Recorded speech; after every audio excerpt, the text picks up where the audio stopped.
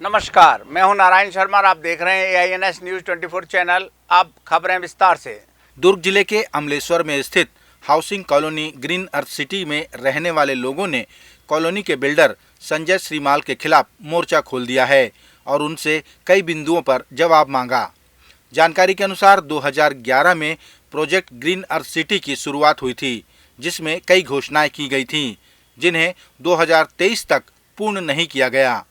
जैसे green earth city में 25% solar लाइटें लगनी थीं, बाउंड्री वाल बनना था, पक्का नाला बनाया जाना था, कॉलोनी के अंदर स्विमिंग पूल होना था, लैंडस्केपिंग गार्डन होना था, बास्केटबॉल कोर्ट और योगा और मेडिटेशन सेंटर होना था, फायर फाइटिंग सिस्टम लगने थे, तड़ित चालक लगने थे, बच्चों के लिए खेल का मैदान और स्कूल, क्लब हाउस के अलावा sewerage water treatment plant, badminton court, स्वास्थ्य सेंटर और पोस्ट ऑफिस जैसी घोषणाएं की गई थीं, जो अभी तक अपूर्ण हैं। इन सभी वादों को पूरा कराने को लेकर कॉलोनी वासियों ने अनिश्चितकालीन धरने की घोषणा भी की है, जिसकी अनुमति अनुविभागीय दंडाधिकारी से ले ली गई है। भारतीय कुश्ती संघ के खिलाड़ियों में महिला खिलाड़ियों के साथ यौन शोषण के मामले में चल रहे धरने का पटाक्षेप अब तक नहीं हो पाया है। कुश्ती संघ के अध्यक्ष ब्रजभूषण सिंह ने अपने ऊपर लगे आरोपों को निराधार बताते हुए न्यायालय के निर्णय पर भरोसा होना बताया। दिल्ली पुलिस को जांच मिली है और जांच में जहां भी मेरे सहयोग की आवश्यकता होगी मैं सहयोग करने के लिए तैयार हूं। और न्यायपालिका से बड़ा कोई नहीं है इस देश के अंदर, और मैं भी न्यायपालिका से बड़ा नहीं हूँ। उच्चतम न्यायालय का फैसला आया है, FIR लिखने का आदेश हुआ है। यद्यपि सरकार की तरफ से कहा गया था कि FIR लिखने में कोई दिक्कत नहीं है, और FIR लिखी जा चुकी होगी या लिखी जा रही होगी, और मैं सुप्रीम कोर्ट से बड़ा नहीं हूँ। मैं उस फैसले का स्वागत करता हूँ। गौरतलब है कि दिल्ली में हो रहे इस धरने की गूंज पूरे देश में सुनाई दे रही है। खेल मंत्री और खिलाड़ियों के बयान में भी विरोधाभास है, जहां एक तरफ महिला खिलाड़ी विनेश फोगट ने आरोप लगाया कि खेल मंत्री ने उन्हें 12 मिनट भी नहीं सुना। जी से पूछे कि क्या आपने समझौता करते टाइम कितना टाइम खिलाड़ियों को दिया था? 12 मिनट टोटल नहीं दिए उन्होंने, 12 घंटे तो दूर की बात है। फोन कॉल बजरंग ने किए, मैंने फोन कॉल किए। क्या कमेटी बनने के बाद कोई उनकी जिम्मेदारी नहीं है? कोई खिलाड़ी फोन करे तो उनके अधिकारी फोन उठा के बोले सर बिजी है सर। क्या सर 1 महीने तक बिजी थे या 3 महीने तक ही बिजी चल रहे थे? जबकि मंत्री ने कहा कि वे 2 दिनों में 12 घंटों का समय खिलाड़ियों को दिए हैं। मैं अपना पूरा दौरा रद्द करके हिमाचल प्रदेश का 12 घंटे बैठा हूँ। 12 घंटे, 7 घंटे एक दिन, 5.5 घंटे अगले दिन, पूरी बातें सुनी। रात के 2-2:30 बजे प्रेस कॉन्फ्रेंस में उनसे पूछ के कमेटी बनाई गई। इधर छत्तीसगढ़ के मुख्यमंत्री भूपेश बघेल ने कहा कि जिन पहलवानों को प्रैक्टिस करते रहना चाहिए वो धरने पर बैठे हैं, ये देश का दुर्भाग्य है। जब इतने दिनों से, इतने महीनों से कमेटी भी बना दी, PT के अध्यक्षता में कमेटी बना दी और लगातार मांग कर रहे हैं, और उसके बाद भी सरकार के काम में जूं तक नहीं रेंग रही है। और स्थिति ये है कि उनको पहलवान को जहाँ उनको ऐसा प्रैक्टिस करना चाहिए वो पहलवान आज धरना दे के बैठे हैं, तो ये तो देश के लिए दुर्भाग्यजनक है। और जब प्रधानमंत्री, गृह मंत्री, तमाम मंत्री वहाँ है राजधानी में, तो त्वरित में न्याय होना चाहिए, तुरंत कदम उठाया जाना चाहिए। प्रधानमंत्री के मन की बात के 100वीं कड़ी का प्रसारण आज हुआ, जिसे लेकर पूरे देश में इसे सुनने और देखने की व्यवस्था की गई थी। भारतीय जनता पार्टी के तमाम नेताओं ने अपने अपने क्षेत्रों में लोगों के साथ मन की बात को देखा और सुना।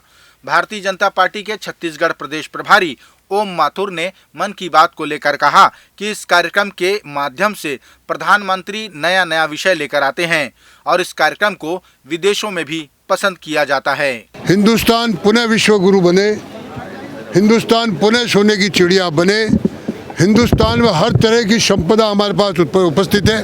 जैसे आज ही उन्होंने कमल के फूल के रेशे से, पत्ते के रेशे से जो कपड़े की व्यवस्था बताई है, और भिन्न भिन्न प्रकार की हर एपिसोड में वो कोई न कोई नया विषय लेकर आते हैं उससे गांव के लोग प्रभावित होते हैं, गांव का जीवन प्रभावित होता है। गांव में जो आजकल बेरोजगारी या कोई प्रकार की चीज़ रुकी हुई थी, हमारे ऐसी जो संपदाएं थी जिनको हमको ज्ञान नहीं था, वो धीरे धीरे हिंदुस्तान के फ्लोर पे आ रही है। और आज मन की बात का हिंदुस्तान ही नहीं, पूरा विश्व तारीफ कर रहा है कि हिंदुस्तान में एक ऐसा प्रधानमंत्री आया जो ग्रामीण जीवन से अपना लाइव संपर्क कैसे करे।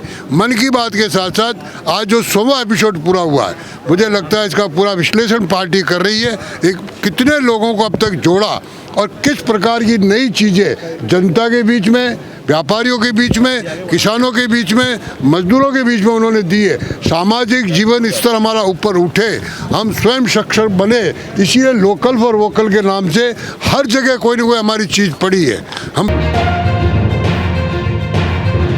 दंतेवाड़ा जिले में आपसी मनमुटाव के चलते एक दूसरे से अलग थलग रह रहे मड़काम परिवार को एकजुट करने के उद्देश्य से जिला स्तरीय महासम्मेलन आयोजित किया गया। इस सम्मेलन में जिले भर से मड़काम परिवार के सदस्य शामिल हुए। सभी ने मिलजुल कर समाज और परिवार को साथ लेकर चलने का संकल्प लिया। जिले के गंजेनार गांव में हुए इस सम्मेलन में मड़काम समाज के अध्यक्ष मुन्ना मरकाम ने कहा कि आज परिवार और समाज को एकत्रित करने का समय है, तभी हमारा और हमारी आने वाली पीढ़ी का विकास होगा। ये एकता का विषय है।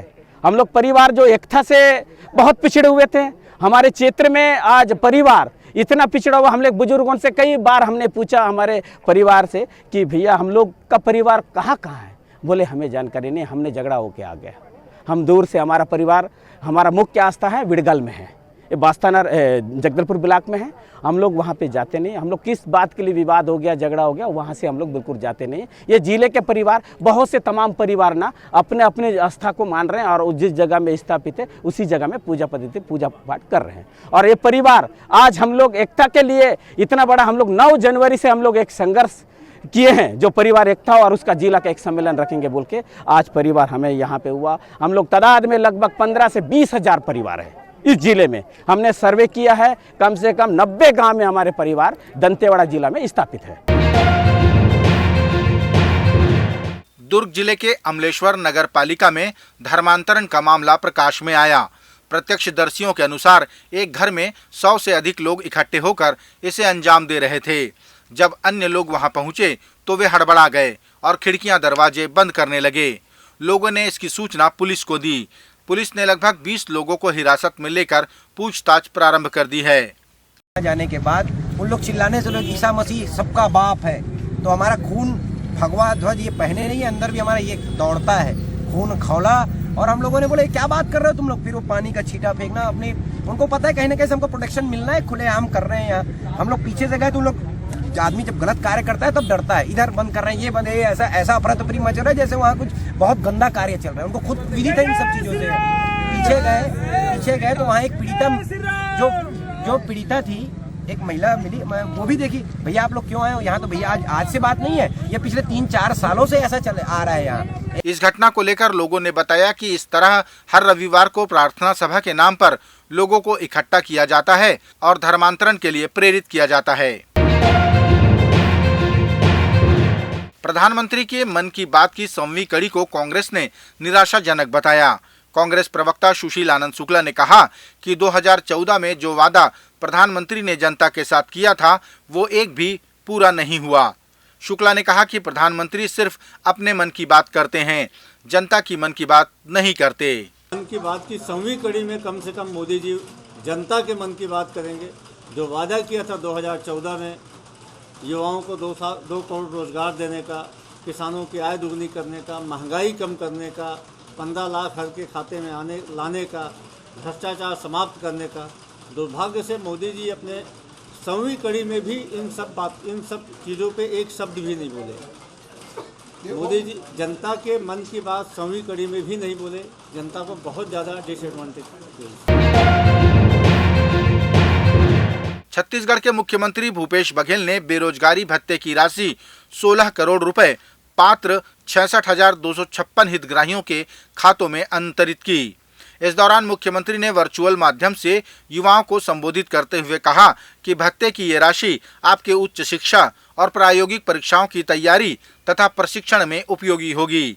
मुख्यमंत्री ने इस अवसर पर लाभान्वित हितग्राहियों से भी वर्चुअल चर्चा कर उनका मनोबल बढ़ाया। आमदनी गरीबी रेखा के नीचे, और हमने उस गरीबी रेखा के नीचे की सीमा को खत्म किया और जिसकी आमदनी साल में 2.5 लाख रुपया तक के है, उन सभी परिवार के सदस्यों को इसका पात्र बनाया है।